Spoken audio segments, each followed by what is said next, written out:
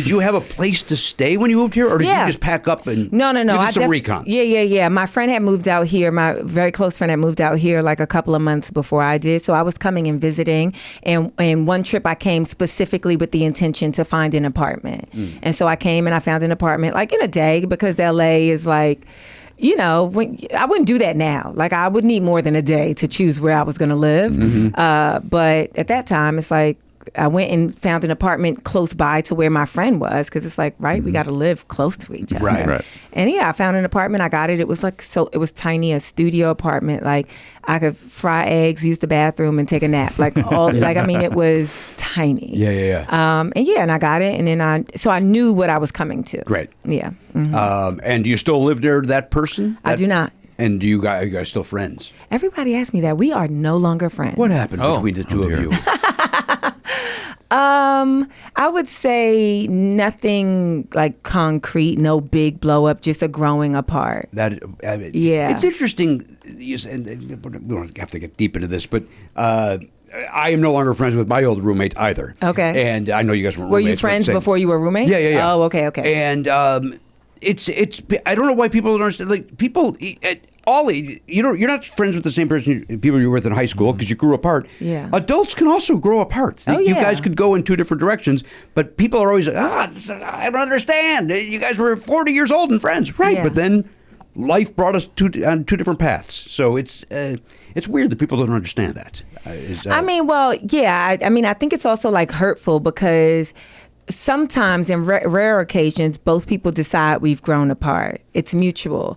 But as much as we're saying we grew apart, it's like still someone made the choice to say this isn't working. Right. And the other person, is gonna definitely feel like that's unfair. Like, so I understand that. Yeah, you know what? You bring up a good point. Yeah, it's a breakup. It is a breakup. And nobody likes to be broken up with. It doesn't matter if it's platonic. Now that Taylor Swift does, because she could write another song about it. She looks forward to it. She goes, yeah. She's all, you got to say that about her. Any relationship, she goes in very optimistically.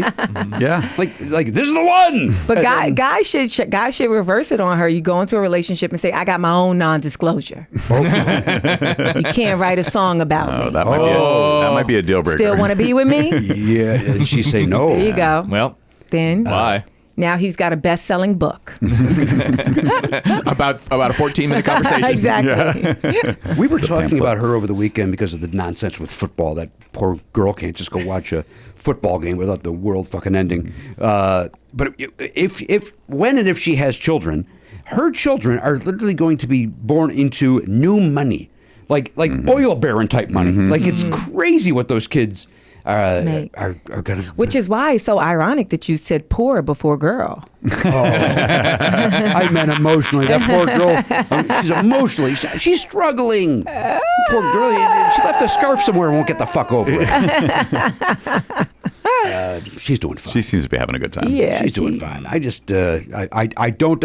Famous people date each other. It's happened. She's not the first one to do it. So why do we have to see nonstop footage of her on a date with this? Because people are making money on showing us that. I think that's the main thing. The NFL is like, this is a fucking gold mine to be able to show her every week. Let me ask you this. Your daughter is crazy about this Taylor Swift. Is she tuning into football? She isn't, but she did last night say, oh, did the Chiefs win? A thing she ever would have said. Really? She never, ever would have said that. Like, she has no even clue.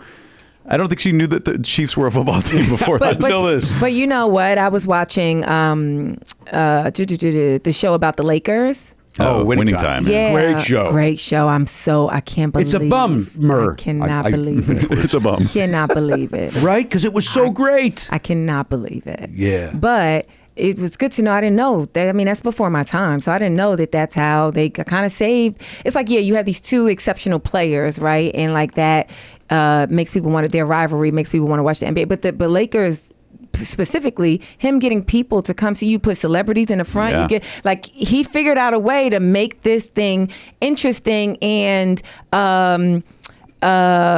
interesting is fine, but you know what I'm saying? Like to the non-basketball fan. Right. That's what it is. Yep. And so if you can get people to watch, the non-football fan to tune into football, that's what the halftime show does every single year, but that's only one time a year. Yeah. So now, if you can get that, Right. It's very smart. You also, to your point, and if the hillbillies would understand that not everybody wants to see Leonard Skinnerd at the halftime show, they're always upset that it's never one of their Yeah. you know this. I'm a classic rock guy, but I understand why Styx is not part of the halftime show. It's not for you. 50 at the same time, isn't the Super Bowl for the 56-year-old dummy that sits at home? Like It's supposed to be for everybody. No. It's supposed to be it's a national holiday basically where everybody turns it on whether they care or not about people do say that the day after the Super Bowl should be a holiday. It should be a day off silly. of work. oh, because it's Sunday. Oh, yeah. But go to work. What are you talking about? Why? It's a bit much. That's a bit much. They could weirdo. do a test and see if it's safer. Like, are people hungover driving? Like, I wonder. They could do a test and see, like, is the day more productive? Is Tuesday more productive? I mean, I think that's an interesting study. Then let's do it. Right. Karen, can you email science? Email science. To hear the whole conversation, subscribe for free on Apple Podcasts or wherever you get your podcasts, or visit nevernotfunny.com.